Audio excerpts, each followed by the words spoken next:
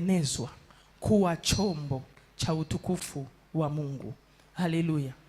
Kwa mwanaume anayesikia katika jina la Yesu, anaweza akasema mwanaume kutengenezwa kuwa chombo cha utukufu wa Mungu. Mungu akimtengeneza mtu, Mungu anakutengeneza kama apendavyo yeye, sio kama upendavyo wewe. Bwana Yesu asifiwe sana. Kwa hiyo kaa tayari Mungu kukutengeneza, sio kama wewe unavyotaka, bali kama Mungu anavyotaka, katika jina la Yesu. Bwana Yesu asifiwe sana. Haleluya. Kwa hiyo kama Mungu akiamua kukutengeneza, akutengenezi kwa ajili yako, hakutengenezi kwa ajili yetu, anakutengeneza kwa ajili ya kusudi lake. Kama ni mapenzi ya Mungu yametukusanya, tegemea mapenzi ya Mungu kufanyika ndani yako. Unaweza ukaja na hitaji, Mungu asishughulike na hitaji, akakutengeneza wewe muhitaji. Baada ya muhitaji kutengenezwa, kitapatikana unachokihitaji. Bwana Yesu asifiwe. Mara nyingine sio mahitaji yanatuleta kwa Bwana, bali tu mahitaji ni njia au ni sehemu ya kutusogeza kwa Mungu, ili Mungu atupate na Mungu aweze kututengeneza. Bwana Yesu asifiwe sana. Inaweza ikawa Mungu ameruhusu kitu kwako, lakini makusudi aweze kukutengeneza kupitia kinachokuliza, kupitia kinachokutia aibu, kupitia kinachokufanya udharauliwe, kupitia kinachokufanya utengwe. Hicho chote ni njia ya Mungu kukuletea ili aweze kukuvuta uwe karibu na yeye, aweze kukutengeneza kwa ajili ya kusudi lake. Bwana Yesu asifiwe.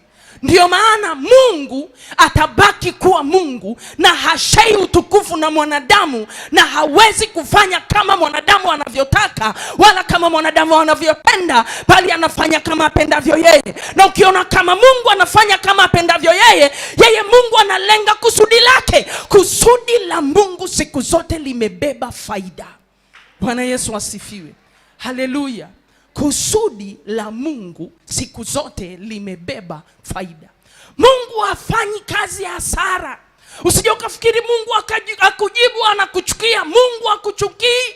Kuna sababu amekuachia huo mwiba, kuna sababu amekuachia hilo tatizo, lakini anajua mahali anapokupeleka. Akisha kufikisha, hata hilo tatizo litakuwa limekwisha, kwa sababu uko kwenye matengenezo. Bwana Yesu asifiwe sana. Haleluya. Haleluya. Haleluya. Haleluya. Haleluya. Haleluya.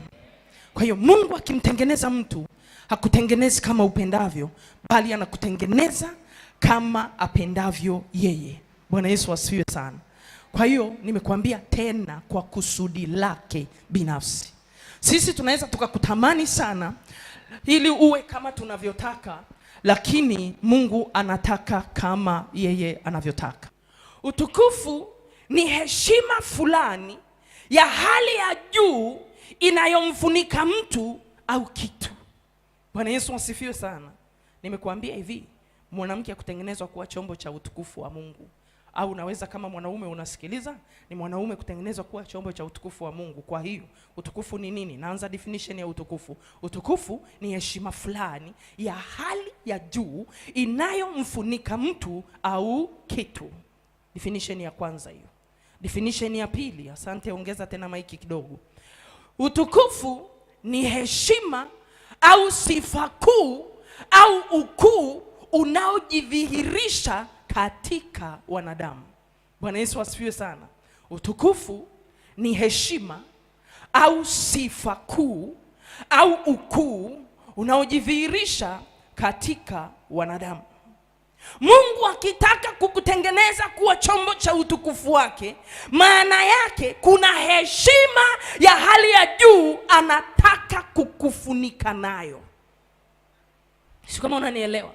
Nasema Mungu akitaka kukutengeneza kuwa chombo cha utukufu wake, kwa lugha nyingine, kuna kiwango cha heshima alichokiandaa Mungu, asichokipenda mwanadamu uenda uwe nacho, ndio anataka kukufunika nacho. Haleluya. Na huo utukufu ndio Mungu ameuandaa, ambao mimi sijui, ambao unaweza ukawa hujui, ambao jirani yako hajui, lakini Mungu anaujua. Bwana Yesu asifiwe sana. Haleluya. Haleluya. Haleluya. Na hii haitokani na mwanadamu anavyotaka, bali Mungu mwenyewe anavyotaka. Kwa lugha nyingine, kuna ukuu Mungu anaotaka kuuweka kwako. Bwana Yesu asifiwe. Kuna ukuu Mungu anaotaka kuuweka kwako hata kama watu hawataki. Kuna ukuu Mungu anataka kuweka kwako. Kuna heshima Mungu anataka kuweka kwako hata kama watu hawataki. Mungu anaiweka kwako kwa jina la Yesu. Hata kama unadharauliwa leo, kuna kiwango cha heshima Mungu amekiandaa. Kuna kiwango cha ukuu Mungu amekiandaa. Akishaweka hiyo heshima, kiwango cha utukufu wake kinadhihirisha vyote. Haleluya. Haleluya. Unaweza usinielewe kidogo, tunaendelea. Na majira yako yakifika, mwambie mwenzio majira. Mwambie mwenzio majira. Majira yako yakifika, hata watu wafanyeje, hata watu wakukwamishe, hata watu wazuie, Mungu atafanya alichokikusudia. Bwana Yesu asifiwe sana. Hata mchawi akibadilisha waganga, yakifika majira yanakuwa yamefika, hakuna anayeweza kuzuia, kwa sababu imeandikwa katika Yoshua 1:5, hapata kuwepo na mtu yeyote atakayeweza kusimama mbele yako siku zote za maisha yako. Bwana Yesu asifiwe. Kwa nini hapata kuwepo na mtu yoyote atakayeweza kusimama mbele yako? Tunamwabudu Mungu ambaye ni unstoppable. Bwana Yesu asifiwe. Tunamwabudu Mungu ambaye ni nani? Unstoppable. Haleluya. Haleluya. Tunamwabudu Mungu ambaye ni undefeatable. Sio kama wakoko anaweza kuwa defeated. Haleluya. Haleluya. Haleluya. Kwa sababu kama yeye ni unstoppable, no one can stop you anywhere in Jesus name. Bwana Yesu asifiwe sana. Haleluya kanisa. Wanaweza wakazungumza wakafikiri wamekuzuia. Maneno yanaweza yakawepo leo. Maneno yanaweza yakakuzunisha leo. Maneno yanaweza yakakudhoofisha leo. Lakini neno la Bwana likipita, linapangua kila kitu, anakuweka kwenye kiti alichokikusudia katika jina la Yesu Kristo, mwana wa Mungu aliye hai. Haleluya. Na Mungu akitaka kukuweka, hashauriani na wanadamu nafasi anayotaka kukupa. Hashauriani na wanadamu kiwango cha utukufu anachotaka kukupa. Kwa nini hashauriani? Ni unquestionable God. No one can question him. Kwa nini unamweka huyu? Kwa nini usimweke huyu? Wanaofikiri hautakaa, utakaa katika jina la Yesu. Wanaofikiri haustahili, utastahilishwa kwa jina la Yesu. Maana tunahesabiwa haki bure kwa njia ya imani, na damu ya Yesu inatangulia kutustahilisha pale ambapo hatustahili katika jina la Yesu. Haleluya. Ikifika majira ya Bwana, hakuna atakayemwambia Mungu, kwa nini umemweka huyu? Kwa nini hukimweka huyu? Mungu anafanya kama apendavyo. Haleluya. Na nimekuambia, Mungu hafanyi kwa ajili yako. Mungu anafanya kwa kusudi lake. Na lazima kama hautambui kusudi lako, utachelewa. Bwana Yesu asifiwe. Kusudi ni nini? Mimi ni mwalimu. Mimi ni mwalimu. Kwa hiyo subiri nifundishe. Haleluya. Kusudi ni nini? Kusudi ni kiini au sababu ya kuumbwa kwako. Sio, umenielewa? Narudia. Kusudi ni kiini au sababu ya kuumbwa kwako. Kama hujatambua kusudi lako mpaka leo, bado hujaanza kuishi. Narudia. Kama hujalitambua kusudi lako mpaka sasa, bado hujaanza kuishi, na duniani wewe ni mzururaji. Kwenye redio wamesikia. Kama hujatambua kusudi lako, kusudi ni kiini au sababu ya kuumbwa kwako. Hakuna mwanadamu mwanadamu yuko duniani bila kusudi. Uwe umezaliwa na mama mchawi, una kusudi. Uwe umetoka kwenye nyumba ya kimaskini, una kusudi. Uwe umesoma, una kusudi. Uwe hujasoma, una kusudi. Kusudi la Mungu alichagui elimu, linachagua sababu ya kuumbwa kwako. Kinachoshikilia maisha ya mwanadamu sio kwa sababu ana pesa, sio kwa sababu amesoma. Kinachoshikilia maisha yetu ni kusudi tulilo nalo. Kusudi lina uwezo wa kukupigania, kusudi lina uwezo wa kukutetea, kusudi lina uwezo wa kusababisha ubarikiwe, kusudi lina uwezo wa kusababisha ushushwe, kusudi lina uwezo wa kumfanya Mungu ajenge makao kwako katika jina la Yesu. Ukilitambua kusudi, umejitambua. Asiyetambua kusudi hajajitambua. Haleluya. Kitabu cha Ruti sura ya kwanza.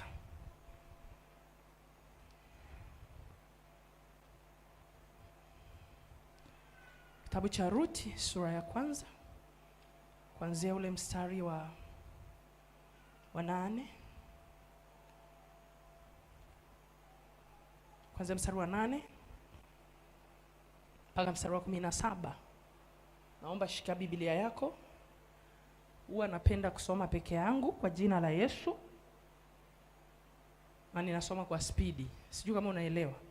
Kwa chukua Biblia katika jina la Yesu, nasoma kuanzia mstari wa 8 mpaka 17. Nasoma katika jina la Yesu. Ndipo alipoondoka yeye na wakweze ili kurudi kutoka nchi ya Moabu. Maana huko katika nchi ya Moabu amesikia ya kwamba Bwana amewajiria watu wake na kuwapa chakula. Basi akatoka pale alipokuwapo na wakweze wawili pamoja naye, wakashika njia ili kurudi mpaka nchi ya Yuda. Kisha Naomi akawaambia wakweze wawili, nendeni sasa mkarejee kila mmoja nyumbani kwa mamaye. Bwana awatendee mema ninyi, kama ninyi mlivyowatendea mema hao waliofariki, na mimi pia. Bwana akawajalie kuona raha katika kila mmoja nyumbani kwa mumewe. Kisha akawabusu na wakapaza sauti zao wakalia. Mstari wa 10. Wakamwambia, la sivyo, lakini tutarudi pamoja nawe kwa watu wako. Naye Naomi akasema, enyi wanangu mrejee, kwani kufuatana na mimi? Je, mimi ninao watoto wa kiume tena tumboni mwangu, hata wawe waume zenu? Enyi wanangu mrejee, nendeni zenu, kwa kuwa mimi ni mzee, siwezi kupata mume tena. Kama ningesema natumaini kama ningepata mume hata usiku huu na kuzaa watoto wa kiume, je, mngesubiri hata watakapokuwa watu wazima? Mngejizuia msiwe na wanaume? La sivyo wanangu, maana ni vigumu kwangu kuliko kwenu, kwa sababu mkono wa Bwana umetoka juu yangu.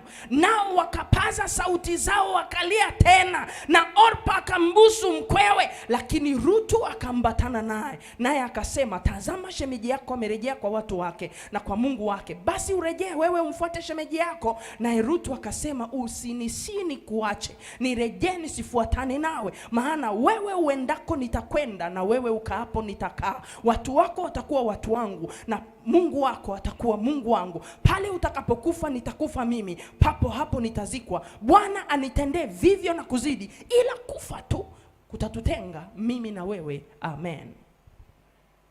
Unaweza ukaweka Biblia yako pembeni ukaanza kusikiliza katika jina la Yesu. Haleluya. Naomba kwenye hichi kitabu cha Ruti, ni kitabu ambacho ni kifupi sana. Hii ilikuwa ni familia ya mzee Maloni, ya mtu mmoja wa Bethlehem Yuda. Biblia inatuambia aliondoka katika nchi ya Moabu.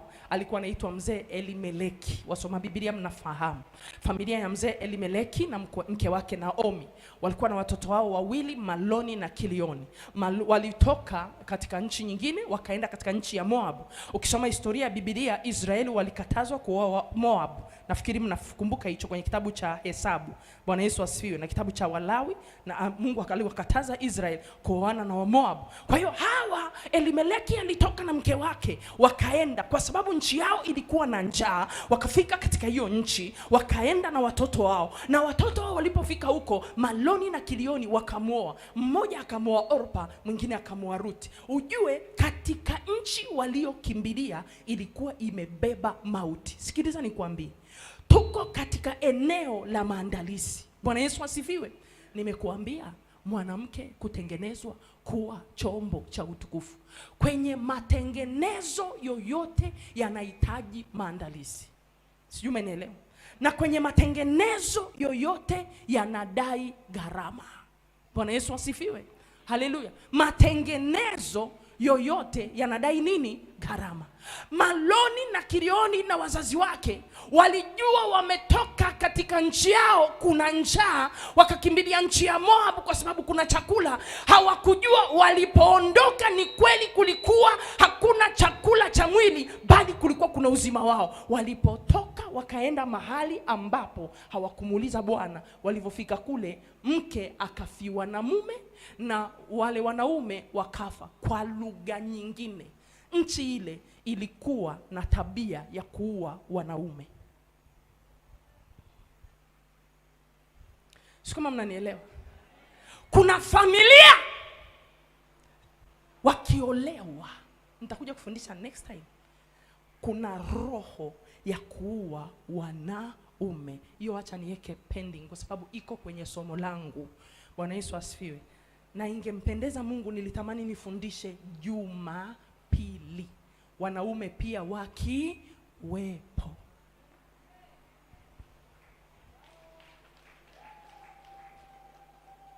Haleluya. Haleluya. Kwa hiyo hawa watu walivyofiwa, akabaki Ruthi, akabaki na Orpa. Alivyobaki Ruthi, alivyobaki na Orpa, Naomi akawaambia, nyie rudini, mimi naondoka, nendeni mkaolewe. Hata kama mimi nikikaa na ninyi, mkono wa Bwana, sikiliza sentence, mkono wa Bwana umeondoka juu yangu. Alifikiri mkono wa Bwana uko juu yake kwa ajili tu ya kuzaa. Kwa hiyo akawaruhusu wale mabinti waondoke. Wale mabinti, mmoja hakuona chochote kwa Naomi, na nisikilize, Naomi hakuona chochote kwake. Sio kama unanielewa. Narudia. Orpa hakuona chochote kwa Naomi, na Naomi hakuona chochote kwake, na alihakikisha mkono wa Bwana umetoka juu yangu. Mwenye kusudi mkono wa Bwana hautokagi juu yake. Sio maana nielewa. Naomi akawaruhusu, Orpa akaondoka. Rutu akamwambia, siondoki, utakapokwenda nitakwenda pamoja na wewe. Ninachojua ndani yangu, Israeli walinyimwa kuoa wa Moabu. Hata kama mmekufa ilikuwa ni adhabu ya Mungu, sijui. Ninachojua nimefiwa na mume, hata kama amekufa sikuachi. Utakapokwenda nitakwenda. Mungu wako atakuwa Mungu wangu. Ninachojua Mungu wangu si Mungu wa kweli. Wewe unayesema Mungu wako mkono wake umeondoka juu yako, mimi sioni mkono wa Mungu ukiondoka juu yako. Mimi bado nauona mkono wa Mungu juu yako, na kama nauona mkono wa Mungu juu yako, usinisini kuache. Sifuatani na wewe kwa sababu ni mama mkwe, nafuatana na wewe kwa sababu ya Mungu wako. Sikupendi kwa sababu watoto wamekufa, na kupenda kwa sababu ya Mungu wako. Mimi ulipokuja kunitafuta Rutu, hukuja tu kunitafuta kama mke, ulikuja kufufua kisima, ulikuja kufufua kusudi, na mimi nakufuata Naomi ili kusudi la Mungu litimie. Karabashakatalamando rakasakataka makota karabashake makariamando lekataka mandiri bakosa. Sikiliza nikwambie, wakati Naomi anajiona hana kitu, mwanamke yoyote lazima uwe na jicho la tai. Alikuwa na jicho la ziada.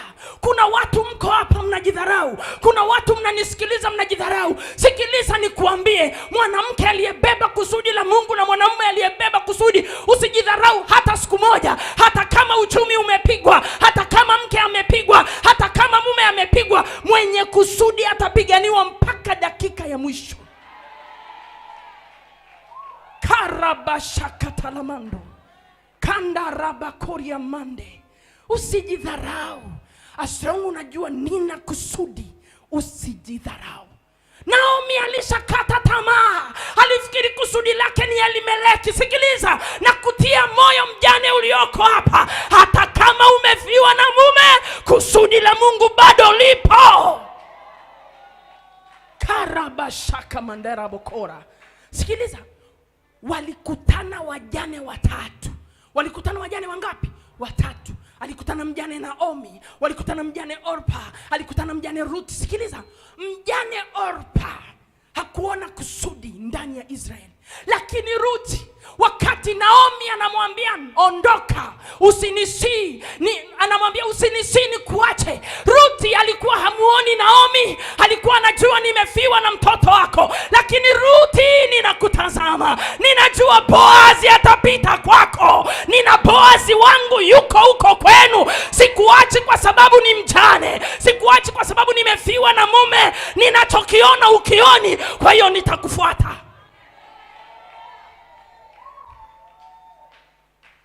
Maana ninachokiona ukioni, kwa sababu ukioni mimi naona. Usinifundishe kuwa kipofu wakati mimi naona. Mwambie mwenzo, usiniambukize upofu. Mwambie mwenzo, usiniambukize upofu. Usiniambukize upofu. Kama uoni cha kwako, usiharibu wanaoona. Kama umekatia tamaa cha kwako, usiharibu ambao wako njiani wanapambana. Sikiliza nikuambie, kuna watu wana maneno ya kumaliza wenzao. Anayekukatisha tamaa, mpaki mweke pembeni. Tembea na wanaoinua nafsi yako, tembea na wanaokupeleka kwenye kusudi. Wanaoua nafsi yako waweke pembeni. Mwambie, sioni kama una cha kwangu, natafuta mwenye cha kwangu. Karabashakandarabakora rakasandarabakoria masiki. Haleluya, haleluya. Bwana Yesu asifiwe. Haleluya. Usinisi ni kuache. Usinisi. Wewe unaniambia mtoto wako amekufa. Mimi namuona Boaz. Na simuoni Boaz. Najiona kuwa mwanamke ninaenda kuingia kwenye ukoo wa Kristo. Nimetoka kwenye nyumba inayoabudu miungu, lakini miungu imekatiliwa mbali. Baada ya kuolewa na mtoto wako amekufa, lakini jina langu linapaswa kuingia kwenye ukoo wa Kristo. Haleluya, haleluya. Wewe unajionaje? Bwana Yesu asifiwe sana. Unajua kuna watu unaweza kukutana nao ukafikiri imeisha. Sikiliza nikuambie leo katika jina la Yesu, kila mtu ambaye Mungu amekukutanisha naye ana kusudi kwenye maisha yako. Shida ya watu wengi ni vipofu. Usimtazame mtu kwa sura ya nje. Usimtazame mtu kwa sura ya nje. Tazama kile Mungu amekiweka ndani yake kwa ajili yako. Anaweza akawa sahihi amefiwa, anaweza akawa sahihi hana uchumi mzuri, anaweza akawa sahihi hana jina, lakini yeye hana jina, ana uwezo wa kukupa jina. Yeye hana uchumi mzuri, ana uwezo wa kuangazi yako ukawa na uchumi mzuri. Karabashaka la makoza raka mandoribo saka mayanto. Wakati Naomi anaona amemaliza, Ruth ndo anamwambia, mimi ndio naanza, wewe umemaliza, mimi ndio naanza, malizia wewe hapo. Lakini mimi ninamjua Alfa, namuona Alfa ndani yako akinifungulia ukurasa mpya. Wewe unakata tamaa, unasema una Omega, mimi namuona Alfa. Hakuna mtu aliyeletwa kwenye maisha yako ana bahati mbaya. Don't undermine anyone in your life. Don't. Nisikie niwaambie wa mama, Ruth ni mwanamke kama sisi. Hakujitazama kama amefiwa na mwanamume. Hakumtazama Naomi kama mama mkwe. Alijitazama kuwa mwanzilishi wa ukoo wa Yesu. Akamzaa Boaz. Akaambiwa umepata mwali aliyekuzalia mtoto mmoja ambaye ni bora kuliko watoto wangapi? Sio kama unanielewa. Hakunaga kukata tamaa. Mwambie jirani yako, usinikatishe tamaa. Kama vya kwako vimekufa, katikati ya vilivyokufa na kiona kitakachochipua. Katikati ya vilivyoharibika na kiona kitakachotengenezwa, na kinaweza kisiwe cha kwako lakini ni cha kwangu. Sikiliza, asikusumbue mtu aliyeharibikiwa ukamkataa. Anaweza akawa ni daraja zuri sana. Haleluya. Nimewaambia mimi ni mwalimu na sikimbii, na ni lazima tuombe. Haleluya. Haleluya. Kipindi cha matengenezo. Kipindi cha matengenezo. Kile kipindi cha matengenezo ya kiungu yamebeba aibu. Sijui kama umenielewa. Yamebeba nini? Aibu. Kipindi cha matengenezo ya kiungu yamebeba uchungu. Bwana Yesu asifiwe. Kipindi cha matengenezo ya kiungu nimekuambia yamebeba nini? Halafu na kingine maumivu. Sio kama umenielewa. Sio kama umenielewa. Ruth yote alipitia. Hakuna aibu. Familia moja mmefiwa, baba mkwe kafa. Akafa mwanaume mkubwa. Halafu akafa mdogo. Unajua cha kwanza, nyinyi wanawake mliofiwa mmewatoa wanaume zenu kafara. Sio kama mnayo, msichukulie zamani, chukulieni sasa. Bwana Yesu asifiwe. Halafu msichukulie kikawaida, chukulia una uwezo. Sio kama umenielewa. Usichukulie kawaida. Halafu chukulia wale ndugu wengine. Mwanamke atasemwa na ndugu wa mume. Sio umenielewa. Ndugu wa mume watashirikiana kuwasema wale mabinti kwamba wameshirikiana na mama mkwe wao kuua nani? Familia yao. Kwa hiyo inabeba maumivu, inabeba aibu, yanabeba uchungu, inabeba mashutumu. Bwana Yesu asifiwe. Na kipindi cha matengenezo huwa Mungu anaruhusu usipate msaada. Na kwa nini anaruhusu usipate msaada? Ili mtu yoyote asiseme ni mimi nimemsaidia. Ili mtu yoyote asiseme kama sio mimi fulani asingefika hapa. Kama sio mimi watoto wake wasingesoma. Kuna kipindi Mungu anaruhusu ukose ada. Anaruhusu ukakope. Anaruhusu utukanwe. Anajua anapokupeleka. Wale waliokosa ada leo wanaenda kusoma Kichina kesho. Sio kama umenielewa. Kuna kipindi Mungu anaruhusu unakosa kodi. Unatukanwa na mwenye nyumba. Unatukanwa na wapangaji wenzako. Lakini Mungu haoni room mbili. Mungu anaona gorofa. Kipindi cha matengenezo kimebeba aibu. Kipindi cha matengenezo kimebeba shutuma. Kipindi cha matengenezo kimebeba maumivu. Kimebeba viaka. Kipindi cha matengenezo hakina marafiki. Don't force anyone to be your friend. Walioondoka wacha waende. Usiwatafute wakae.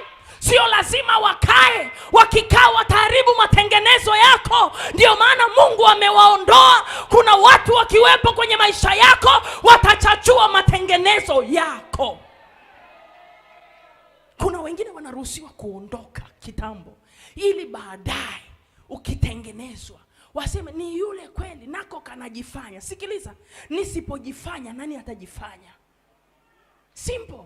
Ni kale kanaringa. Yes, of course. Nisiporinga nani ataringa? Yes. Anajifanya anavaa. Nisipovaa nani atavaa? Anajifanya amesoma. Sijifanyi nimesoma. Hata kama ni darasa la 4 limenitoa. Sio ninajifanya nimesoma. Kanajifanya kanajua Kiingereza. Yes, I know how to speak.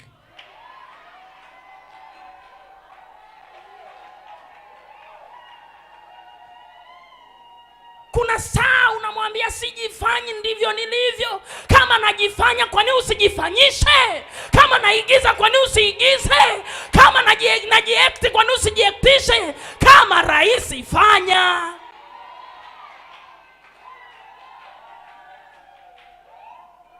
Mpo?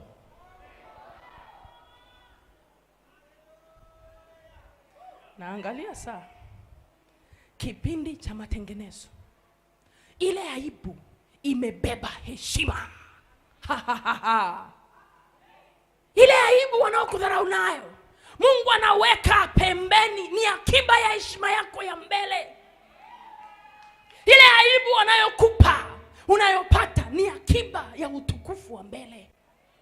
Ile aibu, ule uchungu uliokutana nao, Mungu amekuwekea akiba ya furaha.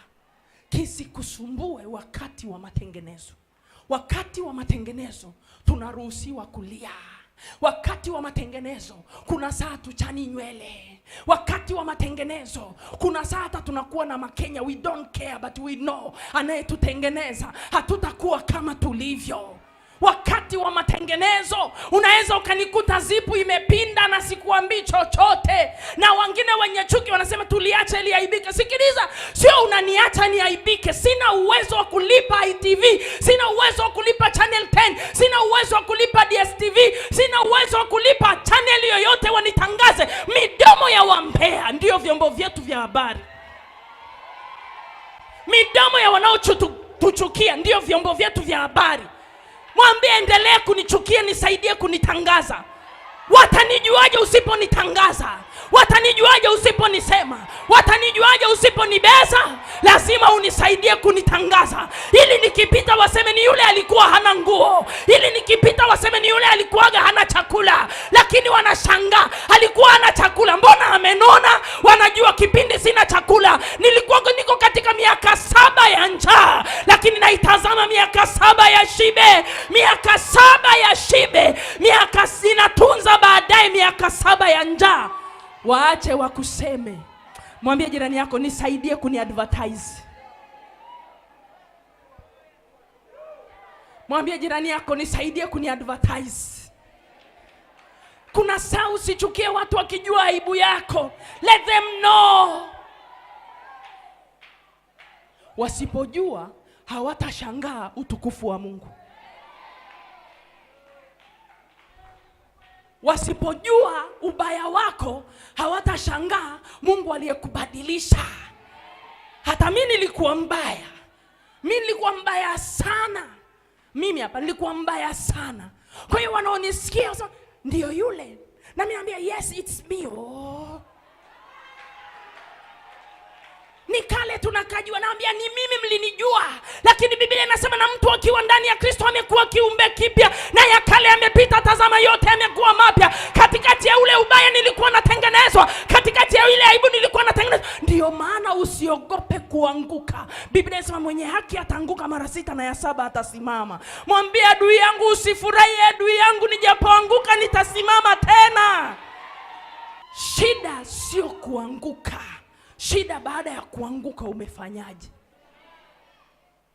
Shida sio kuteleza. Baada ya kuteleza unafanyaje? Hata kama tumeanguka na nguo nyeupe, tutaamka, tutafua na kaomo, tutatembea na doa, ndio. Lakini baadaye nitapata ya kubadilisha.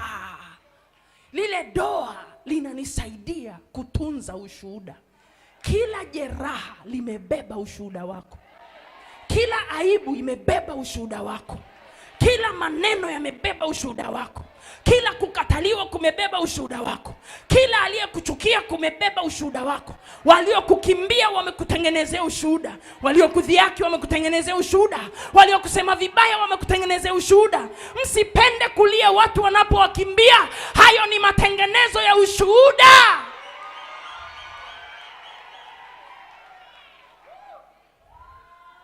Karabasa karaba koria masenderebo saya. Rakamanderebo saya. Sikiliza. Wenda ikawa una Naomi wako, umemdharau sana. Rudi kwa Naomi wako. Nisikilize niwaambie, rudi kwa Naomi wako. Kila mtu ana Naomi wake. Kila mtu ana Naomi wake. Una Naomi wako. Mtafute Naomi wako. Naomi ndiye aliyemsaidia Ruth matengenezo. Pasipo Naomi hakuna matengenezo. Na pasipo Naomi hakuna Boaz. Pasipo Naomi hakuna kuingia katika ukoo wa Kristo. Usimdharau Naomi. Naomi ana matengenezo. Naomi anaweza akawa mjinga, Naomi anaweza akawa hajasoma, lakini Naomi anakusaidia kukutengeneza. Ruth unaweza ukawa umesoma kuliko Naomi. Ruth unaweza kuwa una pesa kuliko Naomi. Naomi anaweza kuwa mtu wa kawaida kabisa, lakini Naomi huyo huyo ana cha kwako. Mwambie jirani yako, usimdharau Naomi. Usimdharau Naomi. Mwambie rudi kwa Naomi. Kipindi cha matengenezo kimebeba heshima, kimebeba mafuta, kimebeba utukufu, kimebeba destiny yako. Ndicho Ruth alikuwa anakiona. Haleluya. Mwambie jirani yako, unaona nini kwenye maisha yako? Unaona nini? Bwana Yesu asifiwe sana. Unaona nini? Usiishie kuona juu. Tafuta kuona ule utukufu Mungu aliokuandalia. Kitabu cha Esther sura ya 2. Kuanzia mstari wa 15 mpaka mstari wa 17. Nitasoma katika jina la Yesu. Kubali kutengenezwa. Matengenezo yana gharama. Bwana Yesu asifiwe. Matengenezo yana nini? Kubali kulipa gharama. Usipolipa gharama usitegemee matengenezo. Mungu hababui, Mungu habahatishi. Mungu anafuata process. Bwana Yesu asifiwe sana. Na kinachowakimbiza watu kwa Bwana ni process. Mungu haruki hatua. Mwambie jirani yako, Mungu haruki hatua. Mungu haruki hatua. Sio sisi mnaenda kununua chapati zilizokandwa. Mungu haruki hatua. Ni maji ya moto atachemsha, ni unga atauweka, ni chumvi ataweka, chapati ya nazi ataweka tui. Akianza kufinyanga, Mungu atafinyanga kweli. Sometimes uko kwenye wakati wa kufinyangwa, tulia. Ikifika wakati wa kuweka tena mafuta ya kwanza, Mungu ataweka mafuta ya kwanza, utaonekana unang'aa kidogo. Kumbe Mungu anachanganya mafuta, unachafuka tena. Ikifika Mungu akimaliza chapati ya kukuchanganya kama chapati ya kwanza, unakatwa vipande. Hapo ni unanyenyekezwa. Unatandikwa kwenye kibao, unanyooshwa. Kuna kipindi cha kuchomwa. Mwambie mwenzako kuna kipindi cha kuchomwa. Kikisha chomwa, kila mtu anapenda chapati iliyochambuka. Uongo kweli? Afu uko hapa hata hujui kupika chapati. Kweli.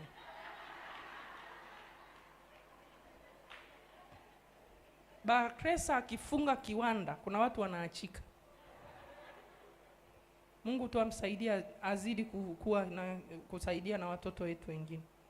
Kwa mtu uko hapa hujui kupika chapati, afu unasema kweli napenda za chambuka. Zipi? Wewe ukitengeneza unatengeneza za jeshi. Esther 2. Nimesahau. Niko kwenye Biblia. Esther 2:15 mpaka 17. Ngoja nikusomee kitu hapo tukione katika jina la Yesu.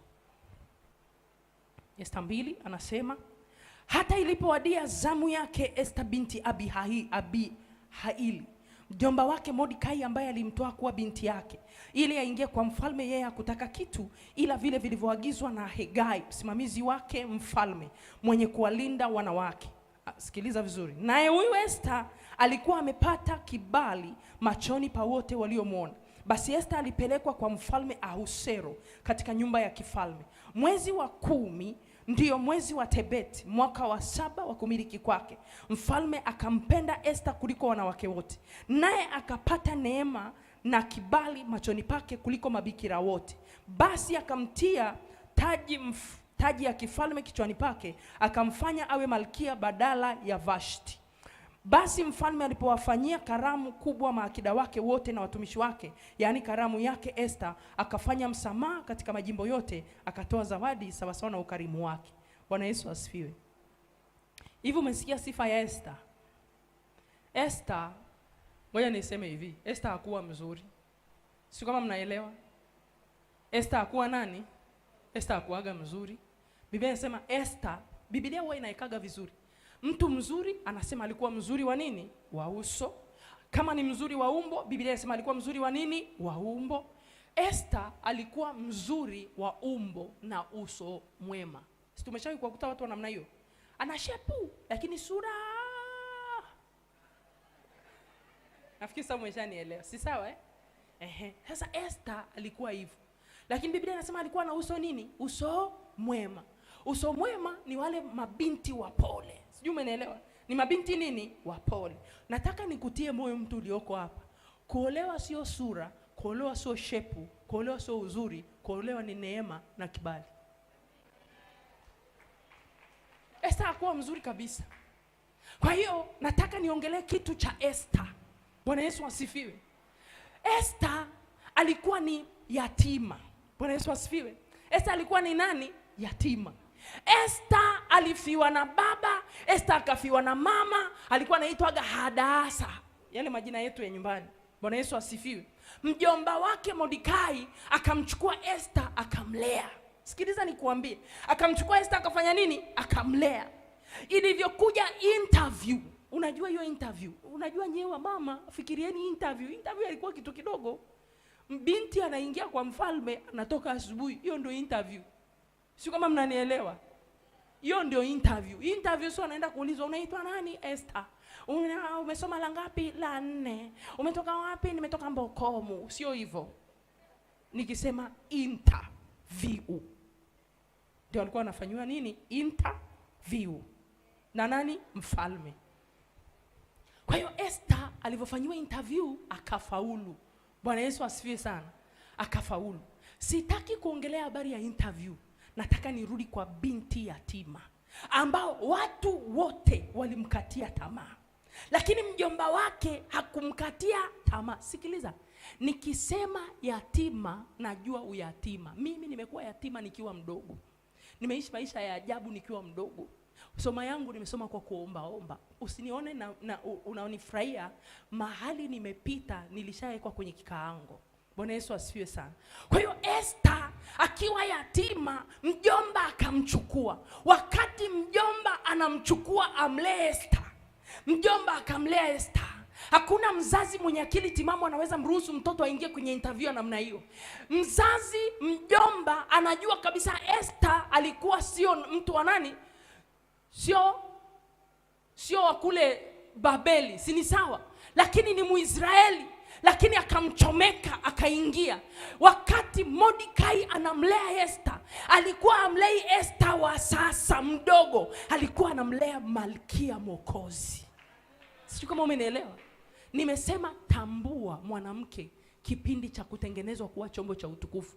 Aliyemtumia Mungu, alimtumia Mordekai kumtengeneza Esther kuwa chombo cha utukufu wa Mungu. Na sisi kuna watu Mungu atawatumia kututengeneza.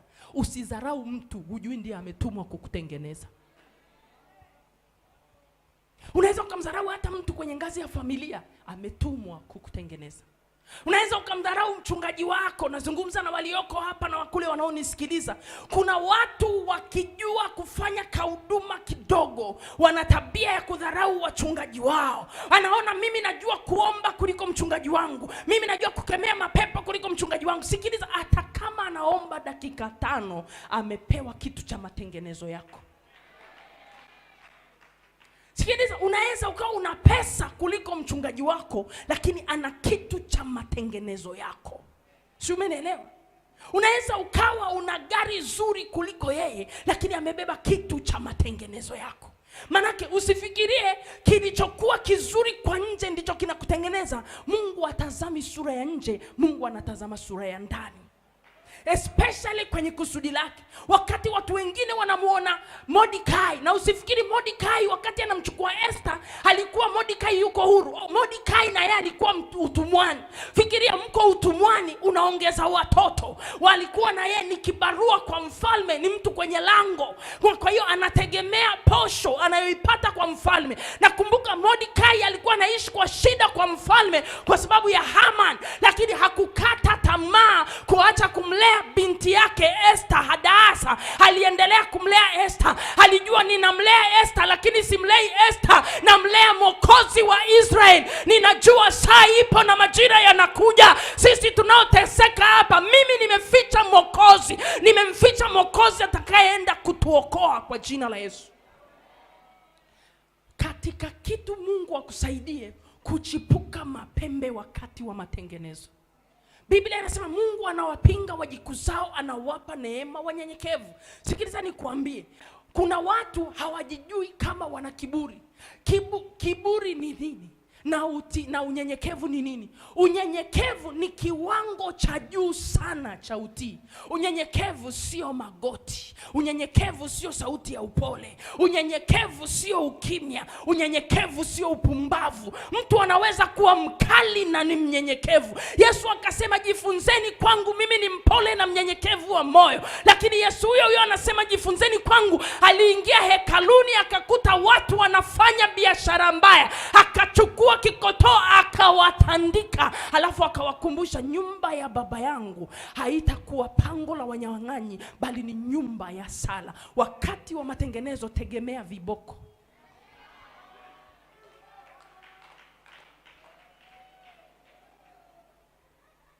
Ndio maana unajua hata praise team wanaweza wakanichukia. Ninaweza nikamwambia toka hapo, sijazoea. Kwa sababu you have to be obedient kwenye nyumba ya Mungu. Mwenye kiburi hafai kwenye madhabahu. Mwenye kiburi hafai kwenye madhabahu. Biblia inasema Mungu anawapinga wajikusao, anawapa wanyenyekevu neema. Kiti cha Mungu duniani ni moyo wa mwanadamu, na ni moyo uliopondeka, moyo ulionyenyekea. Mungu hakai kwa kila mtu, Mungu anakaa kwa wanyenyekevu. Kwa lugha nyingine, makao makuu ya Mungu ni kwa wanyenyekevu. Si kila mtu hapa ana Mungu. Mungu anakaa kwa wanyenyekevu. Kama si mnyenyekevu, huna Mungu.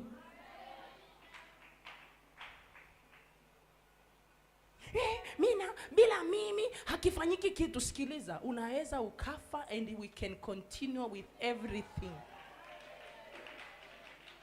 Naomba nikuambie, Mungu anasema nitainua hata mawe. Kuondoka kwako, kuzira kwako hakuzui kazi ya Mungu kuendelea. Kuringa kwako, kugoma kwako hakuzui kazi ya Mungu kuendelea. Mungu anafanya na watu wanyenyekevu. Mungu anafanya na watu wenye moyo uliopondeka. Mungu hafanyi na kila mtu. Kanisa limeingiliwa. This is end time. Tuko katika kipindi cha nyakati za mwisho. Kila mtu anaweza akafanya cha kwake, lakini chunguza nyuma ya vile tunavyofanya. Ukiona kiburi, jua Mungu hayupo. Penye unyenyekevu, Mungu yupo. Penye kujiinua, Mungu hayupo. Anasema na wapa neema wanyenyekevu. Kwa lugha nyingine, Mungu anakwenda kumfuata mnyenyekevu. Mnyenyekevu hata akishushwa, Mungu anamfuata aliposhushwa. Mnyenyekevu hata akipigwa, Mungu anamfuata alipopigwa. Usishindane na mnyenyekevu. Vita ya mnyenyekevu sio ya kwake, vita ya mnyenyekevu ni ya Bwana. Mungu apigani kila vita. Mungu anapigana vita ya wanyenyekevu.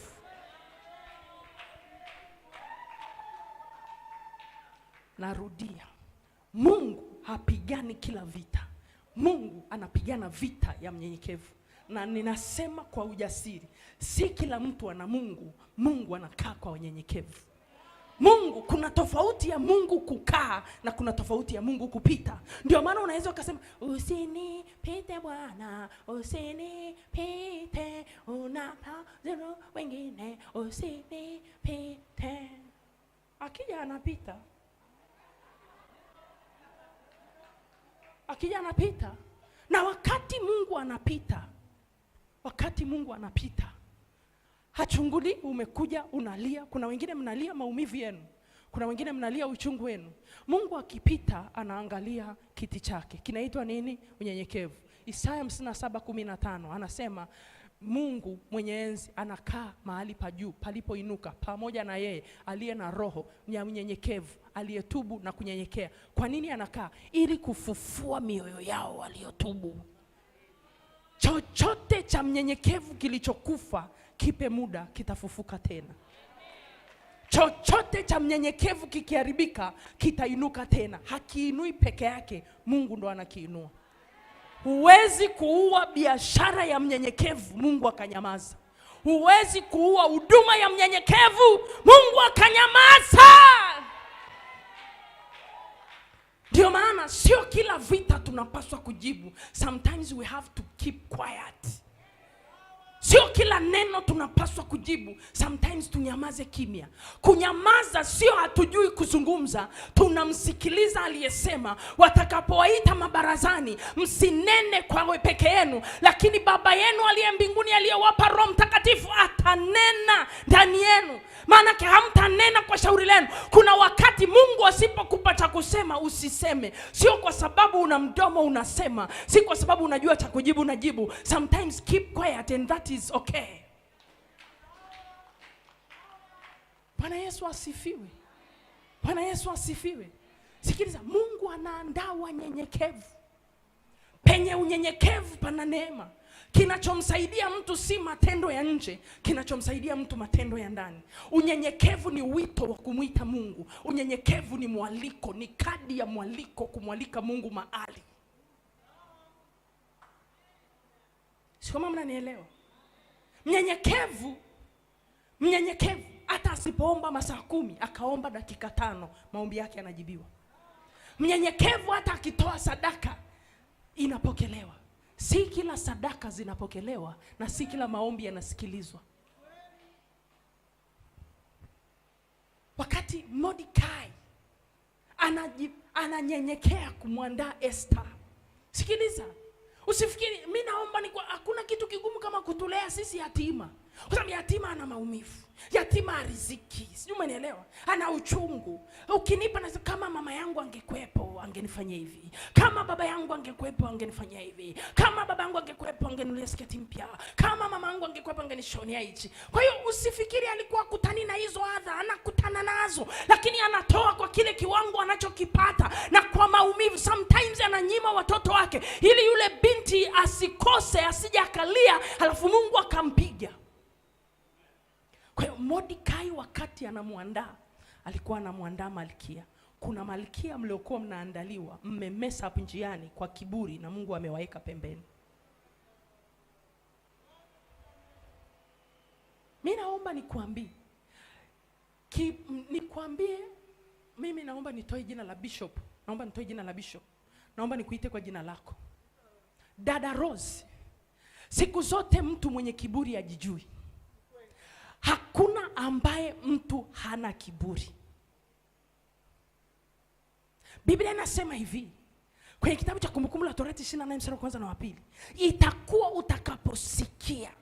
Namba 1, sikia. Namba 2, tunza. Namba 3, fanya. Mungu, mahusiano yetu na Mungu yamefungwa kwenye maelekezo. Mahusiano yetu na Mungu hayajafungwa tu kwenye maombi. Mungu anasema itakuwa utakaposikia. Kwa lugha nyingine, usifanye kitu kama hujasikia. Mara ngapi tunafanya na hatujasikia? Mara ngapi amesema hujatunza? Ndio maana nakwambia watu wengi wana viburi na hawajijui kama wana viburi. And today tutatubu toba ya kutokuwa wanyenyekevu. Mungu akisema nenda hivi, you have to go there. Penye unyenyekevu pana maumivu. Sikiliza, penye unyenyekevu pana maumivu. Kuna saa Mungu, sikiliza, kuna kipindi fulani nilikuwa naomba maombi fulani. Naomba niwaambie, nilikuwa na nywele inafika hapa. Sio kama unanielewa. Hivi hata havina miezi 6. Ukinifuatilia kwenye mitandao nyingine utazikuta ziko huku. Nimenyoa tu, nilipenda style nikanyoa, nikawa na kipanki. Zilikuwa zinafika hapa. Mungu siku akanitokea, akaniambia omboleza kama mjane. Nikachukua kigodoro nikaweka chumbani kwangu, nikalala chini. Ombolezea wanaume. Sikiliza nikwambie, unapomwona mtu unamfurahia, ana historia na Mungu. Mafuta hayapatikani kwenye maombi, mafuta yanapatikana kwenye utii. Utasema nitaenda kufunga siku 40 mlimani, Mungu anipe mafuta. Ukishindwa kumtii mchungaji wako, huwezi kupata mafuta. Ndio mahali tunakwama. Na si Mungu, si mwanadamu. Mungu si plastiki. Mungu si shangazi yako. Mungu si mjombako. Mungu hakunjwi na maombi. Watu wengi wanatumia maombi kumkunja Mungu, kumlazimisha afanye. Sikiliza, si kila kitu Mungu anafanya kwenye maombi. Nitawafundisha somo la maombi. Na si kila maombi Mungu anasikia. Na si kila maombi yanahifadhiwa. Biblia inatuambia maombi ya watakatifu yanahifadhiwa kwenye vitasa vya dhahabu. Maombi yako mangapi yako kwenye vitasa vya dhahabu? Maombi yanayojibiwa ni maombi yaliyoko kwenye madhabahu, yaliyoko kwenye vitasa. Kuna watu mnasubiri majibu ya maombi na hayajafika kwa Mungu.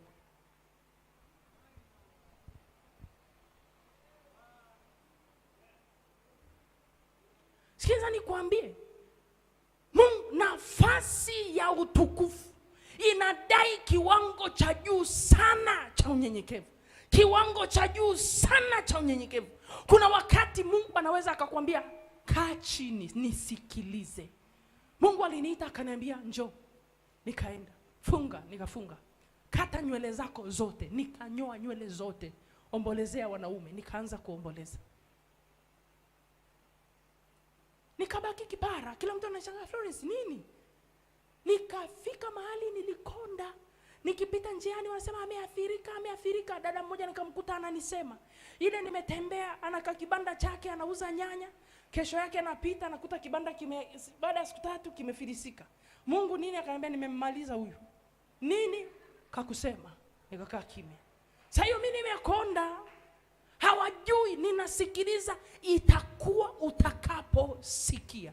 Sikiza, watu wengi si kwamba amsikii, mnasikia, lakini si watendaji.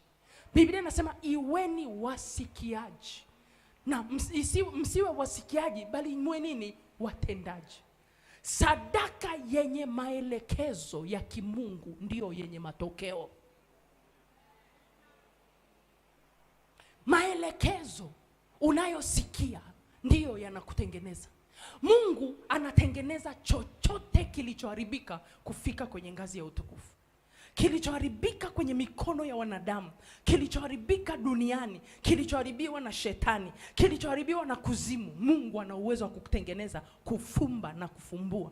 Inategemea kiwango cha maelekezo unachokipata kwa Bwana. Kiwango cha maelekezo ukikitimiza ndicho Mungu anakutengeneza.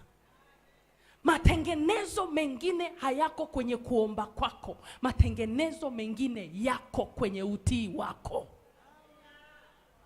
Matengenezo, nimekuambia hivi, definition ya unyenyekevu sio. Definition ya unyenyekevu sio. Na kuna watu wanajipendekeza kwa watumishi wakifikiri ni wanyenyekevu. Hao ni wapumbavu.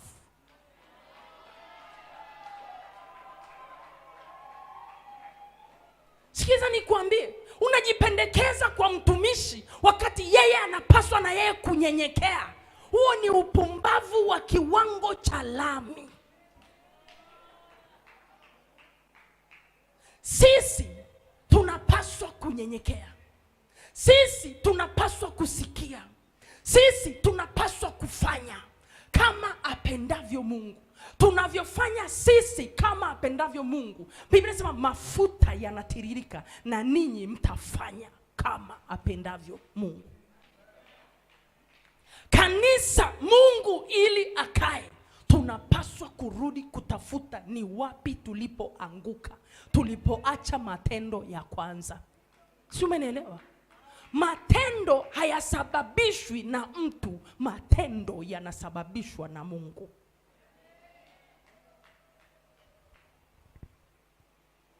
Anayesababisha utukufu kuwepo kanisani sio mimi, ni sisi. Tunavyokubali na kutii, tutakula mema ya nchi. Mema ya nchi ni pamoja na utukufu wa Mungu. Viwango vya utukufu wa Mungu vimeondoka makanisani kwetu sisi wa Kristo kwa sababu hatufanyi kama Mungu anavyotaka. Na Wakristo wengi tunawalazimisha watumishi wengi wafundishe injili tunayotaka, kwa sababu tukifundishwa injili ya kweli tunakasirika na unakwenda kutafuta mahali pa kukimbilia kujilisha. Sikiliza nikuambie, Mungu akikusudia kukutengeneza kanisani kwako, tulia kanisani kwako. Neema ya matengenezo iko kanisani kwako.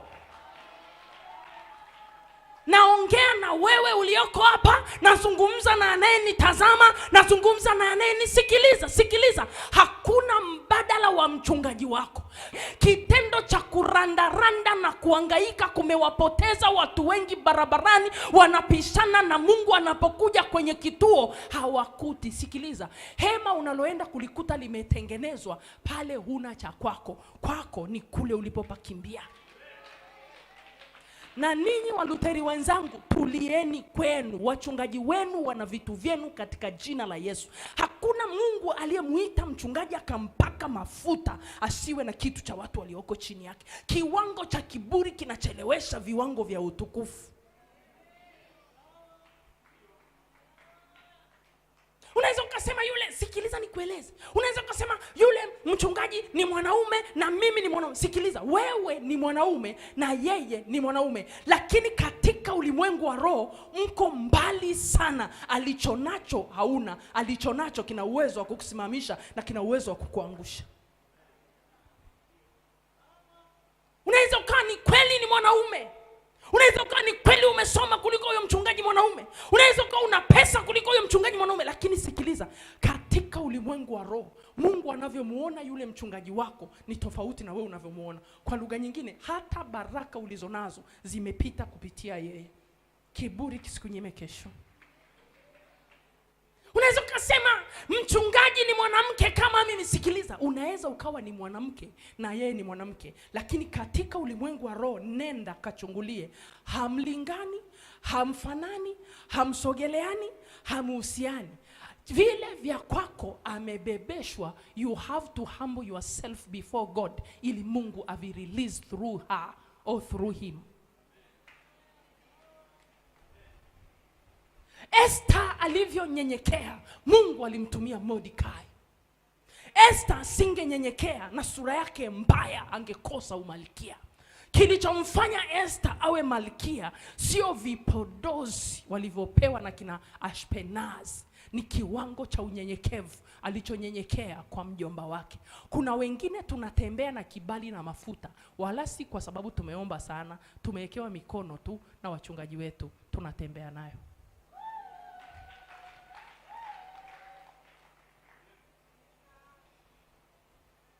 Mimi nakwambia, Bwana Yesu asifiwe sana. Unaweza kufikiri mmelingana, lakini Mungu anakuangalia kabisa. Na naomba nikwambie, kama mwanamume uliyekutanishwa naye, ulikutanishwa ukiwa level ya chini, alikupenda ukiwa level ya chini, Mungu akakuinua kwa yule mwanaume, usimdharau. Esther alikwenda kama kayatima kwa mfalme Ahasuero. Aliyemtengeneza Esther na kumkubali Esther, maanake mfalme Ahasuero, kuna kitu Mungu alikipanda akamkubali Esther na udhaifu wake awe daraja la Esther. Esther asingeweza kufika ngazi ya kuokoa watu katika nchi kama si Mungu kusababisha moyo wa yule mwanamume kumpenda. Kuna watu tuko hivi tulivyo ni kwa kibali cha wanaume tulio nao.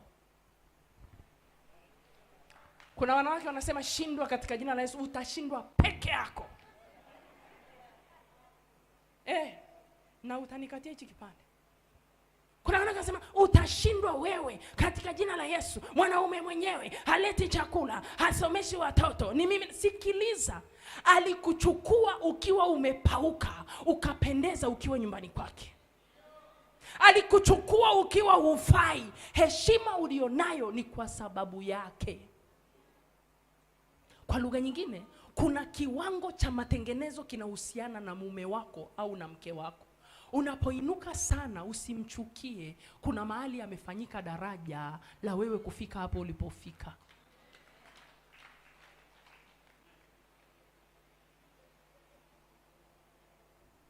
Kitabu cha Luka. Si nimefunga hii tu. Imeisha. Mnasemaje? Imeisha imeisha. Imeisha. Luka 7.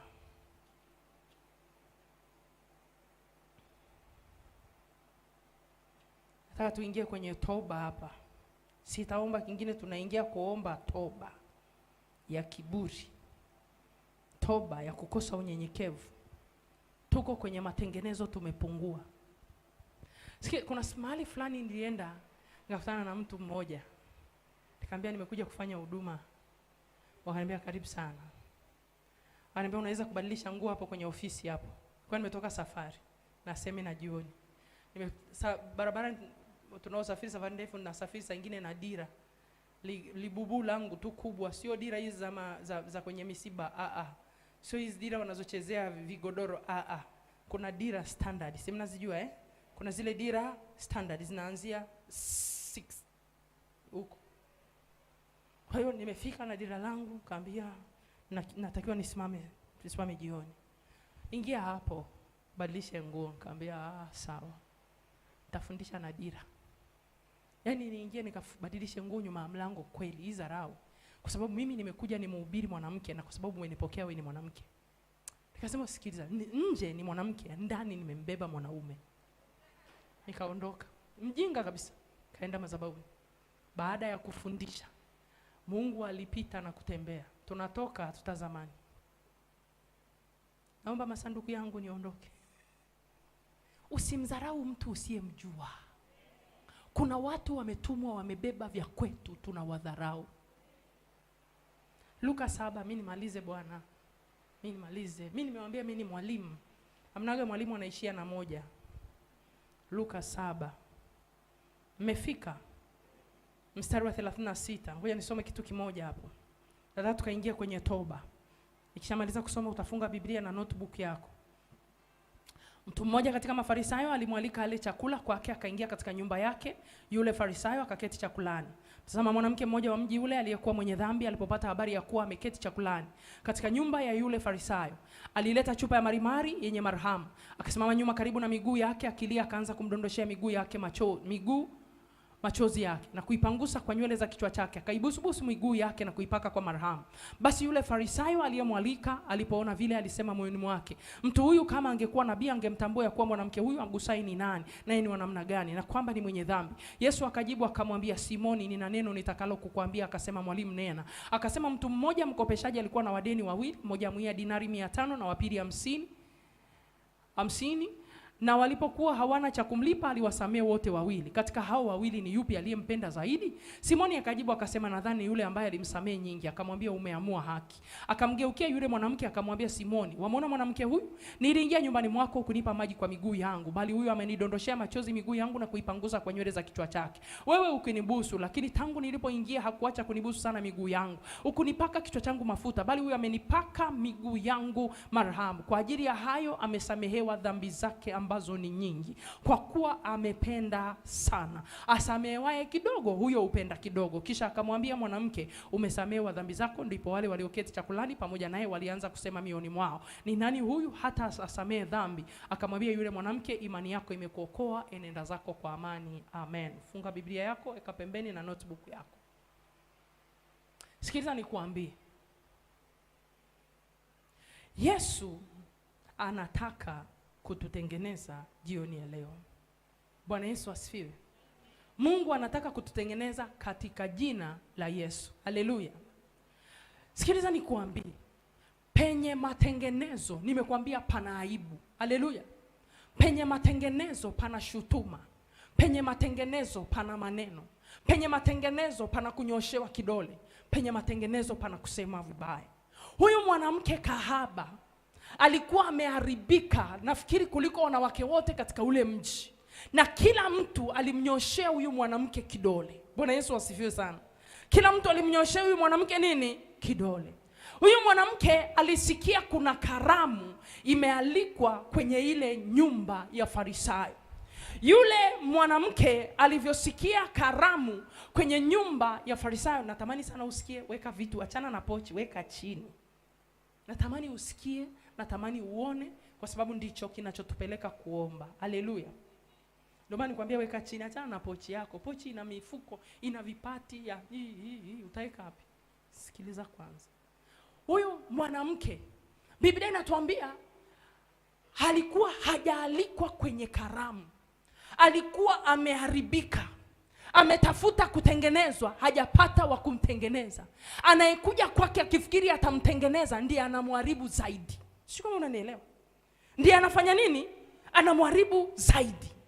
Kila mwanamume aliyekutana naye akijua ni bora wa leo, anasema bora wa jana kuliko nini? Leo. Kila mwanamume mwenye uwezo alimpitia na alimharibu, na kila mwanamume alimdharau. Lakini alisikia kuna mwanaume mmoja anaitwa Yesu. Na kwa sababu alitaka kutengenezwa kuwa mwanamke aliyebeba utukufu wa Mungu, hakujali aibu. alikuja akagundua kuna karamu imeandaliwa, kuna bufe limeandaliwa, kuna wageni rasmi wamekaa. Hakujali hata mwanaume mmoja aliyetembea naye, hakujali hata mwanaume mmoja aliyemuonga, hakujali hata mwanaume mmoja aliyemharibu. Saa ile alijua ni saa yangu ya matengenezo. Ikifika saa ya matengenezo, usimwangalie jirani yako, usimwangalie ndugu yako, usimwangalie rafiki, muangalie anayekutengeneza. Kwa sababu hakualikwa. Alivyokuwa anaingia mwanamke kahaba, fikiria ametoka kufanya ukahaba, ule mshahara wa kulala na wale wanaume akachukua akaenda kununua mafuta. Kwa lugha nyingine alikuja nayo kama sadaka. Unanielewa? Alikuja nayo kama nini? Sadaka. Alivyokuja, wakati anaingia, wanaume waliokuwepo pale wakajua kwa sababu wamemweza, anakuja kumtega hadi mgeni rasmi aliyeandaliwa nini? Sema karamu. Kwa sababu alijua ameharibika, hakuwa na nafasi katika walio safi. Sio, umeelewa? Alivyokuja moja kwa moja, alipita kule moja kwa moja. Ngoja nikutolee mfano mzuri. Alikuja kutoka mbali, wakati anapita kila mtu alimwangalia. Wanaweza sema naye kaja huyu hajalikwa. Kapita moja kwa moja, waliolala naye wote wanamtazama, waliolala naye wote wanamnyoshea kidole, waliolala naye wote wanakumbuka jinsi alivyokuwa. Lakini hajali. Kumbukeni mnayo yakumbuka, semeni mnayo yasema. Leo sijaja kibiashara, nimekuja kimatengenezo. Akanyooka mpaka kwa Yesu aliyekuwa mgeni rasmi. Alivyofika kwa Yesu ambaye ni mgeni rasmi, alijua kabisa siwezi hata kumtazama, kwa sababu yeye ni mtakatifu kuliko mimi. Mimi ni mchafu, sistahili kumtazama. Alichokifanya, akaenda kukaa nyuma ya Yesu alipokaa. Biblia inatuambia alivyokuwa pale, alianza kumimina machozi yake, na machozi yakafika kwenye miguu ya Yesu. Alipoona machozi yamefika kwenye miguu ya Yesu, hakuwa na handkerchief. Aligundua, nina nywele za thamani kuliko wanawake wenu mlionao nyumbani, zilizokuwa zinawachanganya mnanifuata. Akapiga magoti yake, akashuka kwa Yesu, akamwambia Yesu. Haongei, alikuwa anafanya kwa ishara ya ndani. Zaburi ya 51:17, dhabihu za Mungu ni roho iliyopondeka, moyo uliovunjika Mungu hata udharau kamwe. Yule mwanamke akachukua nywele zake, akaanza kumfuta Yesu na nywele zake. Wakati anamfuta, anabusu miguu. Wakati anabusu miguu, machozi yanatoka. Akachukua kichupa chake cha mafuta, akaanza kumpaka Yesu, akampaka Yesu, akampaka Yesu. Kitu gani nataka nikuambie mwanamke? Wakati anampaka Yesu yale mafuta, alikuwa anamwambia Bwana, huu ni mshahara wa ukahaba wangu wa mwisho. Ndani ya moyo anagundua uchafu niliofanya wa mwisho ndio nimeweza kununua mafuta haya. Wakati anampaka Bwana mafuta, wakati anampaka Bwana mafuta, machozi yanatoka. Sikiliza, machozi ni lugha ambayo Mungu anasikia sauti ndani ya machozi. Wale wanaume hawakuelewa yule mwanamke anafanya nini, lakini kwa sababu alikuwa hawezi kujieleza, machozi ni lugha ya nafsi iliyobeba maumivu, iliyobeba uchungu, iliyobeba furaha, iliyobeba huzuni, iliyobeba adha. Kwa lugha nyingine, machozi ni lugha. Mwanamke alivyofika pale, hakutaka kingine. Alijua nimeharibika, nahitaji kutengenezwa. Duniani wananihukumu, hawawezi kunitengeneza. Nikirudi kwao wananisema vibaya, nikirudi kwao wananionyesha vidole ili wasininyoshe, naweza nikalala nao. Lakini leo nimeamua sitaki tena, nimekuja kwako unitengeneze Bwana. Akamfuta Yesu, akamfuta Yesu. Alivyomaliza Yesu akamwambia, mwanamke, umesamehewa dhambi zako ambazo ni nyingi.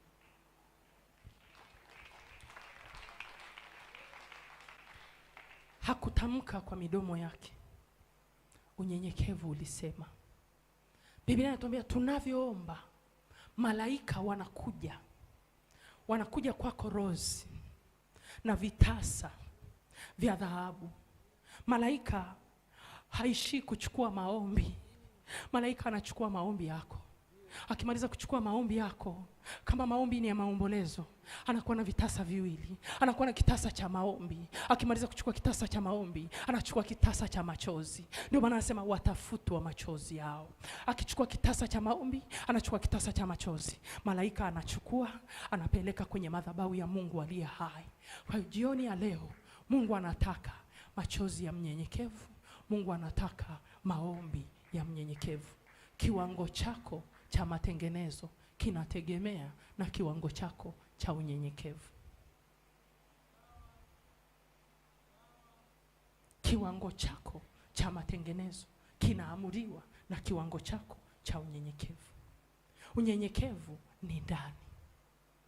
Unyenyekevu maana yake nimefika mwisho, nisaidie Bwana, sina njia nyingine. Ni kweli nimesikia mengi, ni kweli sijatenda, ni kweli nimechagua kuwafurahisha wanadamu.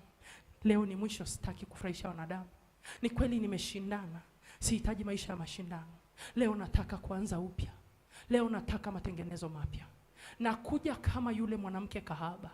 Kama kahaba alitengenezwa akawa mwanamke mwenye utukufu, hata wewe unaweza kutengenezwa. Kama aliharibika sana aliweza kutengenezwa, na wewe Yesu anaweza kukutengeneza. Praise team, bado mmekaa. Simama kwa miguu yako. Nataka umimine moyo wako kwa Bwana. Ndio maana nilisema wanaume msiondoke. Karobo saka. Shererebo kasata kramando. Dakika 15 nataka tumwagike. Nenda kwenye miguu ya Yesu. Nyanyua mikono yako juu. Ukisikia kulala chini, usimwangalie jirani yako. Kuwa kama yule mwanamke kahaba. Alipoingia kwenye ile karamu, hakuna mtu alianza kumtazama. Alikwenda kumtazama Yesu.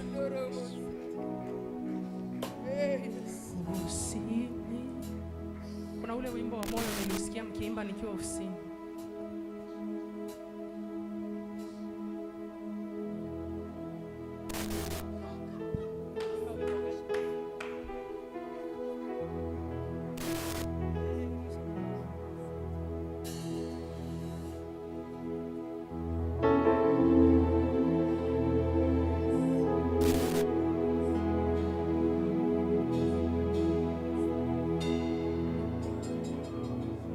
Jiachie kwa Yesu. Hata kama ni muombaji, ukiona uwezi kuimba, wewe acha kuimba, wewe nenda kwenye miguu ya Yesu. Kila mtu aende kwenye miguu ya Yesu. Anayesikiliza kwa njia ya radio, katika jina la Yesu, tenda kwenye miguu ya Yesu Kristo. Yesu ni mwaminifu.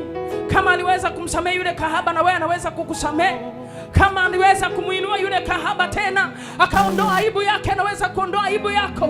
Matengenezo yako kwenye miguu ya Yesu. Mungu anasema na wapinga wajikuzao na wapa wanyenyekevu neema. Kiwango chako cha unyenyekevu ndicho kinaamua kiwango chako cha matengenezo. Nenda mbele za Mungu. Karibu praise team. Imba wimbo Roho Mtakatifu atakaokupa. Endelea. Sitakuongoza maombi. Endelea. Endelea. Naona watu wananyenyekea, wanabubujika. Endelea. Pasuka kama unasikia kupasuka. Omba toba ya kiburi. Omba toba ya kiburi.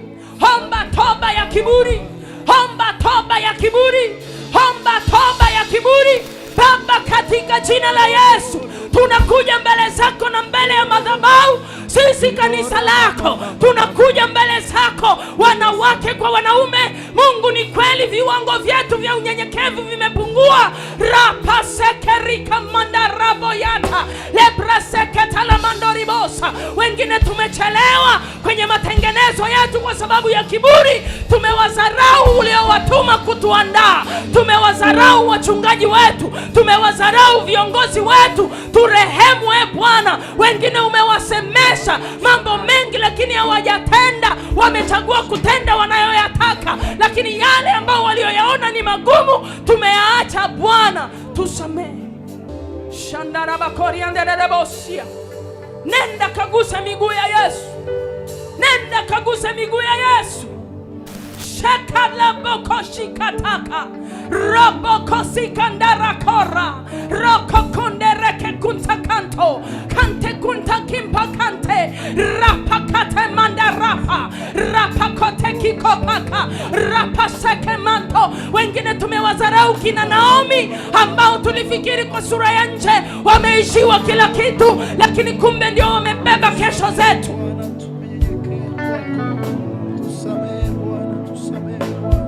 Nenda mbele za Bwana, vunjika mbele za Bwana. Anasema moyo uliopondeka hata udharau. Kwa lugha nyingine, kuna mioyo Mungu anaweza kuidharau, kuna mioyo Mungu anaweza kuidharau, na kuna mioyo Mungu inavuta heshima ya Mungu. Raposeke rapakata rapasaka rapakata rapayanda rapakata rapaseke rapakata rapakata mandarapa rapakate manderepopopa rapayata kamanderapa rapakote kikopata.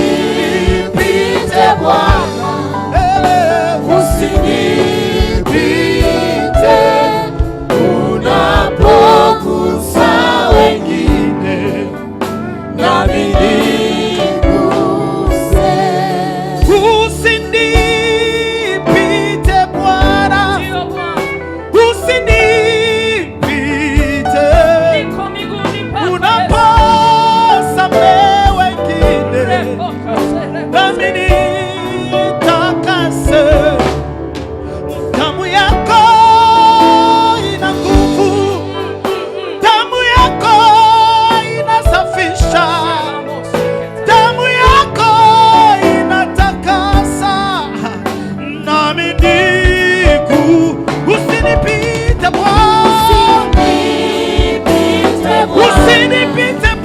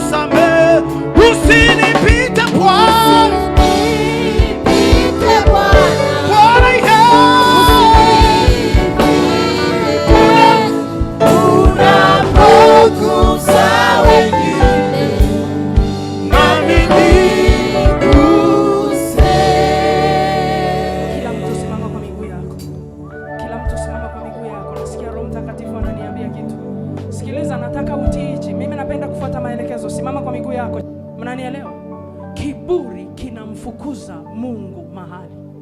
Kiburi kinaondoa utukufu wa Mungu mahali. Kiburi kinaondoa kibali mahali. Kiburi kinakunyang'anya nafasi yenye utukufu. Kiburi kinaweza kukutenga na mapenzi ya Mungu. Kiburi kinakutenga na vitu vyema. Kama kanisa, hakuna hata mmoja anaweza kujihesabia haki akanambia sijatumwa na situmwani na situmiki. Tumeshawahi kuongea? situmwani na situmiki. Nyanyua mikono juu. Kama kanisa tunaenda kumwambia Baba, tunataka kuanza upya. Turehemu na roho ya kiburi. Turehemu na majivuno. Turehemu kujiinua. Tunatamani kuona utukufu wako tena. Anasema nitarejesha utukufu wangu. Atarejesha utukufu uliopotea. Atarejesha miaka iliyoliwa na tunutu na madumani.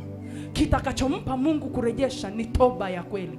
Sema Baba, katika jina la Yesu. Baba, katika jina la Yesu. Asante kwa neema yako. Asante kwa neema yako. Asante kwa rehema zako. Asante kwa rehema zako. Asante kwa upendo wako. Asante kwa upendo Baba wako. Kwa damu ya Yesu. Baba, kwa damu tunanyenyekea mbele zako kama kanisa. Umesema unawapinga wajikuzao, unawapa neema wanyenyekevu. Mungu mtakatifu, kuna neema zimeondoka ndani yetu. Kuna neema imepungua ndani yetu. Tunakuja mbele zako kwa damu ya Yesu ya agano, sawa sawa na neno lako. Mathayo mtakatifu 26 mstari wa 28 umesema Bwana, hii ni damu yako ya agano imwagikayo kwa ajili ya wengi, kwa ajili ya ondoleo la dhambi. Jioni ya leo tunaomba toba, tunaomba rehema juu ya kiburi, juu ya majivuno, juu ya kujiinua, juu ya mashindano, juu ya kuzira kazi yako ya kubeza maneno. Turehemu kwa damu ya Yesu. Turehemu kwa damu ya Yesu. Turehemu kwa damu ya Yesu. Tulifikiri tukiacha hakitaenda, hakitakuwa, lakini wewe Mungu umesema utainua hata mawe ya kutumikia. Mungu Baba, usiinue mawe nikiwepo. Usininyang'anye nafasi, usininyang'anye neema kwa kiburi. Nashuka kwako jioni ya leo, naomba toba. Nirehemu, nanyenyekea. Nirejeshe neema iliyoondoka, nirejeshe utukufu ulioondoka, nirejeshe kibali kilichoondoka kwa jina la Yesu. Endelea kuomba. Endelea kuomba. Endelea kuomba. Endelea kuomba toba. Wacha kunishangana kujihesabia haki. Wacha kujiona wewe huna chochote. Tena viongozi wote omba toba. Wacha kujihesabia haki. Wewe unakataa kuomba toba kwa kiburi kipi? Omba toba. Rapa karamande rebo yanta. Rima sakaraba yanta. Rekekerebo siki mayanta. Biblia inasema na makuhani nao wakajitakasa. Walivyomaliza kujitakasa wakatakasa malango. Kama kuhani wewe ni kiongozi, huwezi kuomba toba kwa niaba ya idara yako, maana yake hata idara yako tatembea kwenye shida.